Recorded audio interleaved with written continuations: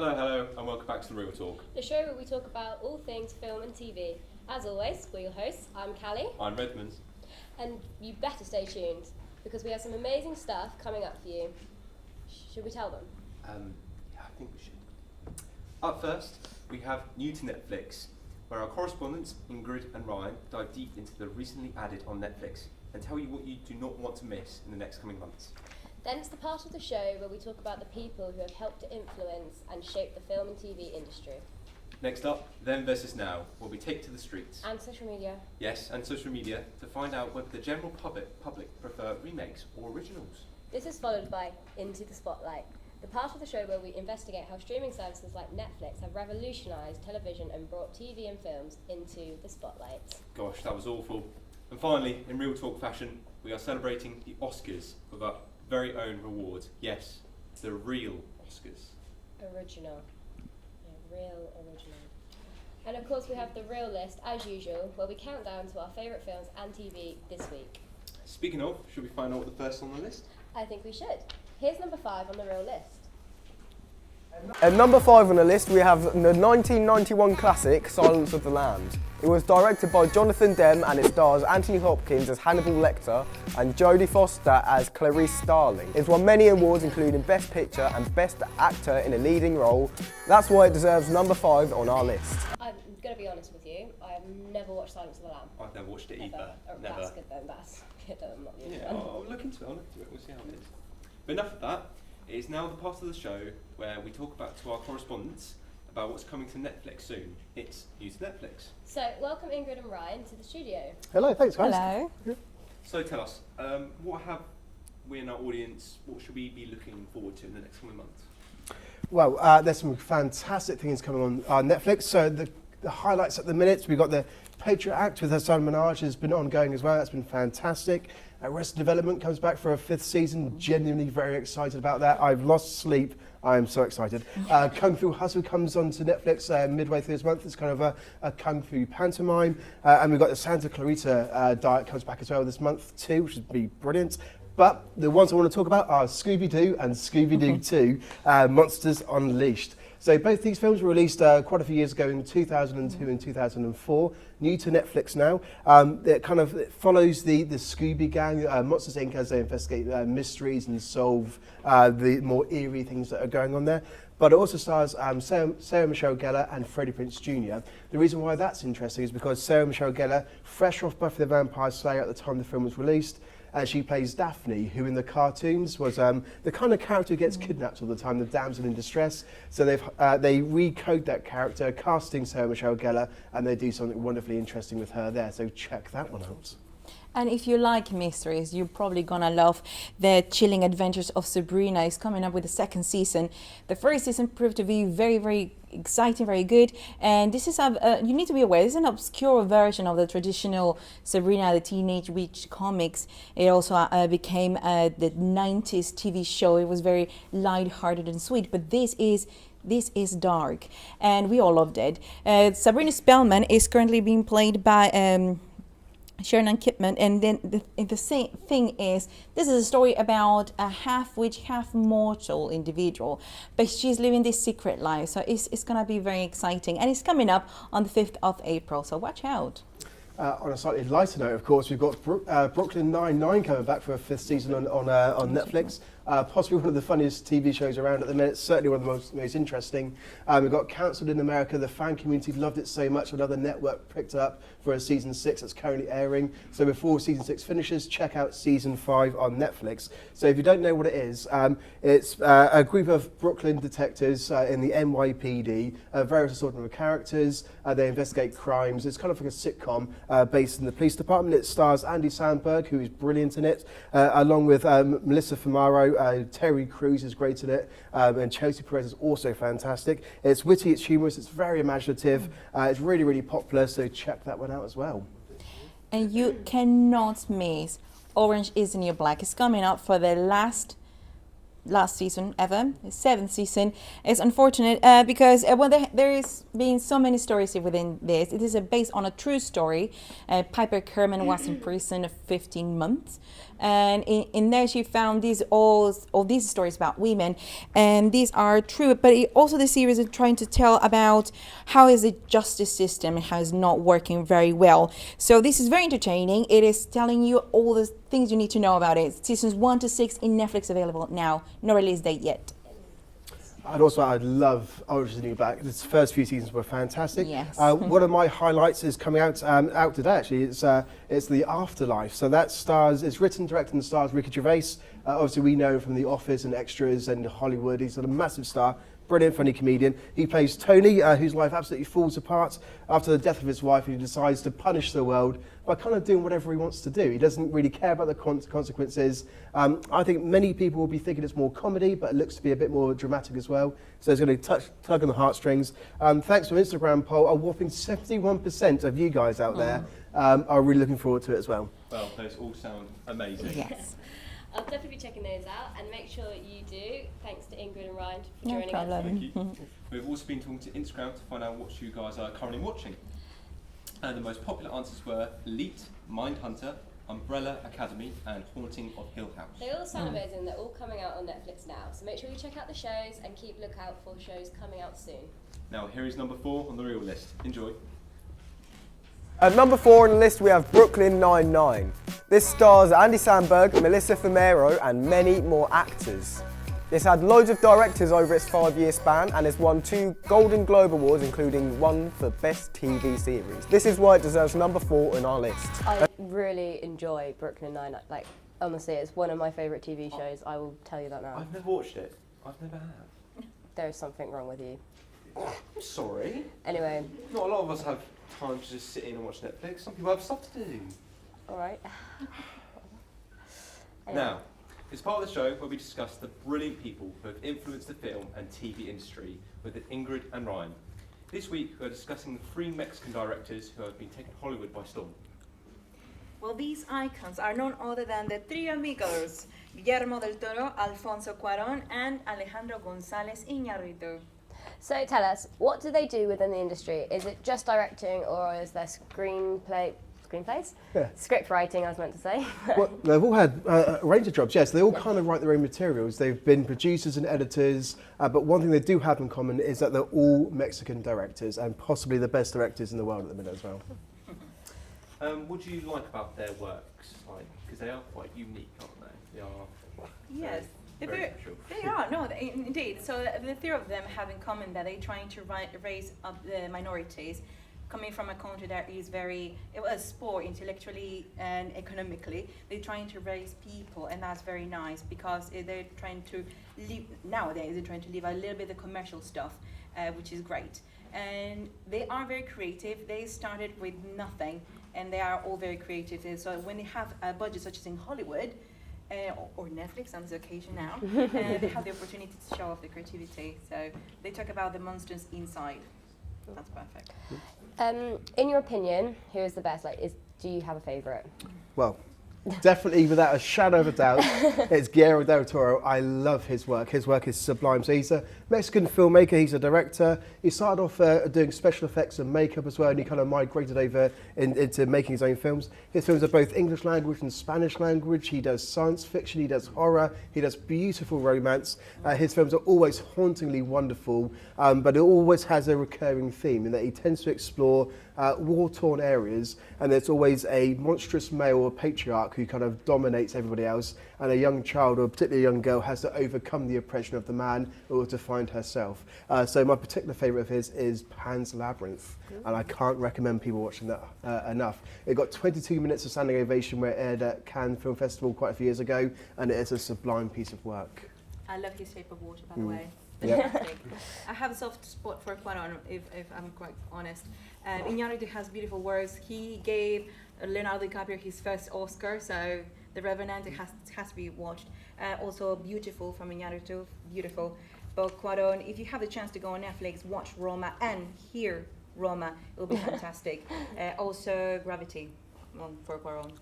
I would add for Corin as well, in that so Roma was a Netflix original show, Netflix original film. It got wide distribution in cinemas. It's kind of changing the game for how Netflix are showing their films on Netflix and cinemas at the same time. Won multiple Oscars for it, beautiful cinematography, and he seems to be at the forefront of the changing nature of media at the minute.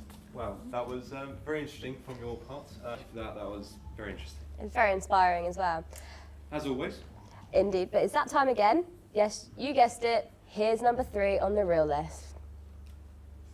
At number 3 on our list, we have End of the F***ing World, directed by Jonathan Entwistle, and it stars Jessica Barden, Alex Lawther and Steve Oram. It's won many awards, including a BAFTA and a Best Drama Series. That's why it's number 3 on our list. So, I've never even heard of that. Like, Have you not? no. It is so good. I watched the whole season in one night. Oh, Don't know how I God. did it, but it is worth the watch, I promise you. But I do have a question for you. Okay. Remakes or originals? I do prefer originals, but there have been some really good remakes, I'll admit. There have In been. my experience, originals have always been the Yeah. best. So, Do you like films? I do like films, yes. Do you prefer originals or remakes? I prefer remakes over originals. And do you have a favourite remake? Blade Runner 2049. Any reason why?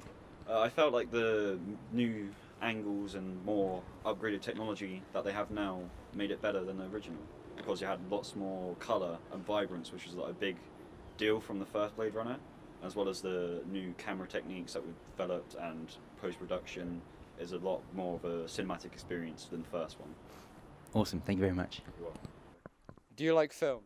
Yeah, Do you prefer remakes or originals? originals. Do you have a favourite? It. Any reason why? Because it was good, better. Do you like film? I love film. Do you have an opinion on originals versus remakes?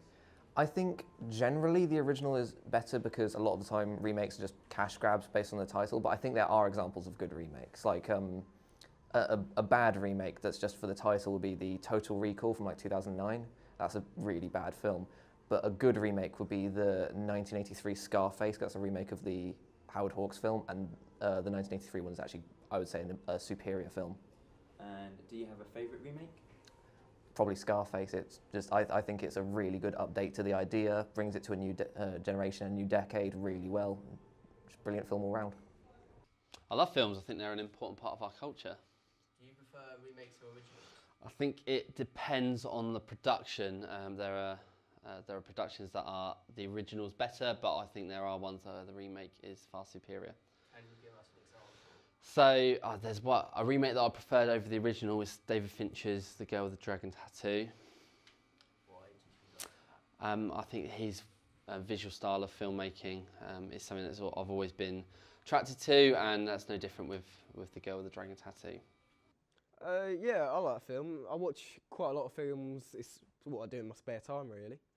And do you have an opinion on originals versus remakes? Normally, I tend to prefer the originals just because they're classics. However, there's one exception to that, and that's with Charlie and the Chocolate Factory. I don't really know why I prefer it, but with the remake, I don't know, I just prefer it. See, I do like remakes though. I love the Jungle Book remake. Have you seen? Yes, that is very good. Really good remake. It is a big argument amongst It our is. I know, it's society. true. Remakes That or is true. originals. We'll never know. Yeah. We also run a poll on Instagram to find out 63% of you guys are excited to see the new Lion King remake. That's got Beyonce in it, hasn't it? That's the one. She plays Nala. Yeah. I'm still not sure about it. I'm not. It's got Beyonce in it. We also ran a poll on Twitter asking people whether they preferred remakes or originals. The results were surprising and showed a 50-50 split. It's clear that you prefer it's down to personal preference. And although remakes sometimes get a lot of hate, they can sometimes be good or better than the original. Well, after that, I bet you're just dying to know what is number 2 on the real list. So here it is. Enjoy.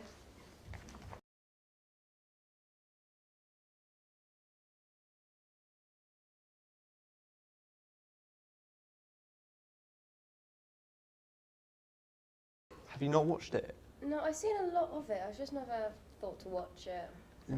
They do mess with your head. Oh, They are very creepy. okay.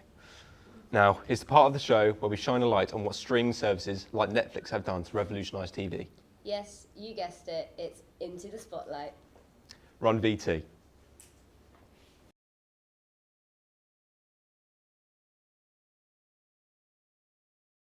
I think the television industry has been completely turned upside down by the arrival of the internet. It didn't happen overnight. The internet's been with us properly since about 1995 or so.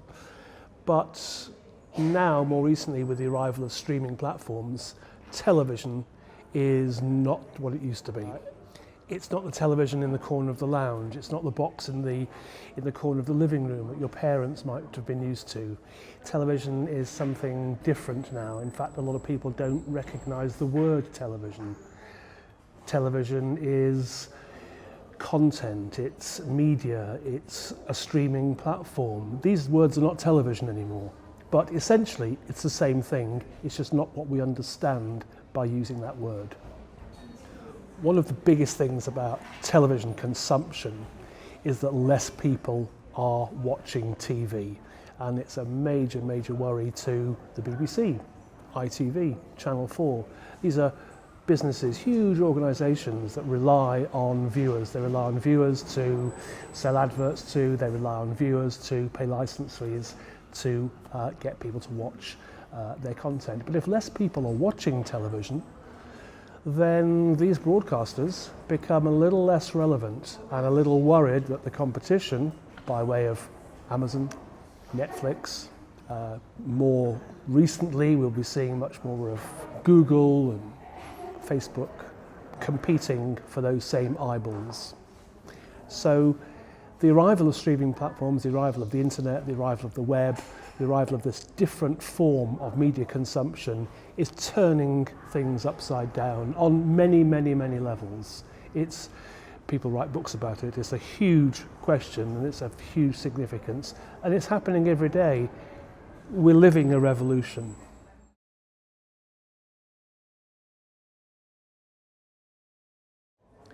Given that most people can watch television, BBC, ITV, Channel 4, on demand on streaming platforms without a licence, without it costing them anything, then the BBC is in a real pickle, because if people stop paying the licence, they don't get the money to make the programmes. They did a number of things. The first thing was to move one of their channels devoted to young people online. They took it off broadcast scheduled TV and they put it as a website. And that was great. It's been very, very successful. And in fact, often some programmes become so popular online on BBC Three that they then migrate back onto television. And it's become quite a nice thing.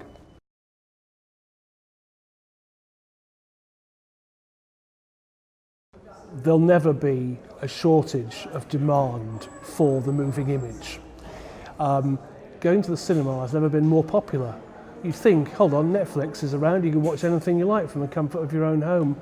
More people are going to the cinema than ever before. Why? People like stories, they like shared experiences, they like the occasion and the event. It's the same with television. Television is going through huge changes, but people are watching lots of television. They might not call it television, they may not think it is television, they certainly might not be paying for it as television, but on their phone, on their mobile, on their computer, it is the moving image. This means that the demand for moving images, the demand for people to make moving images for the screen is only rising. Oh, rather interesting. Yeah. Learn a bit about that. There's a lot of views from different people. Yes, there is. We also wanted to know what you guys, such as home, think of streaming services such as Netflix. After a staggering amount of replies, when asked on a scale of 1 to 100 how much they like Netflix, the average answer was 100%. Wow, you all seem to love Netflix. Now is the moment I'm sure you've all been waiting for. It's number one on the real list. I wonder what it's going to be this week. Well, let's find out. Here's number one.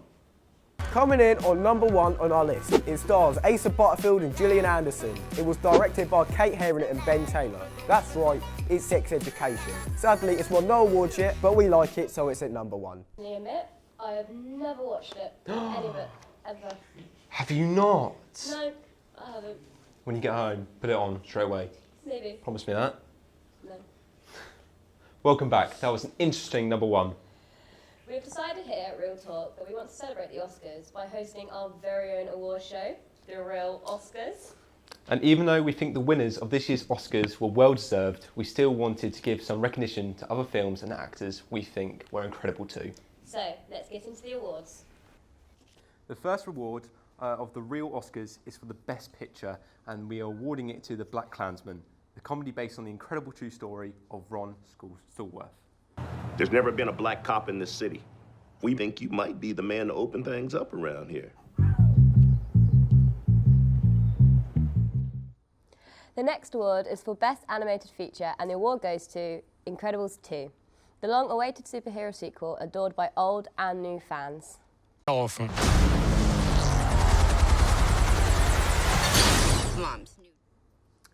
And now it is the award for the Best Sound Editing, and it goes to The Quiet Place, the post-apocalyptic science fiction horror film starring Emily Blunt and John Krasinski.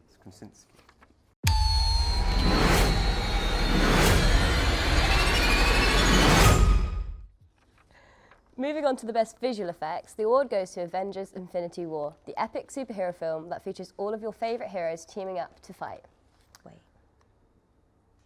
Best Actor in a leading role goes to Bradley Cooper, A Star Is Born. And the Best Actress in leading role is awarded to Lady Gaga, A Star Is Born. Here at Real Talk, we thought their performances were outstanding. Why wouldn't you feel comfortable? Almost every single person has told me they liked the way I sounded, but that they didn't. Well, what an amazing show this week. It's over already. I'm afraid so. Time flies when you're having fun. Very true. So, thank you all for tuning in. Yes, also a huge thank you to our guests, Ingrid and Ryan, and our correspondents out in the world. Thanks to the crew and also, of course, our audience, our lovely audience. We could not do this without you. We hope you enjoyed the show, and from everyone here at Real Talk, have a good rest of the week. Until next time, goodbye.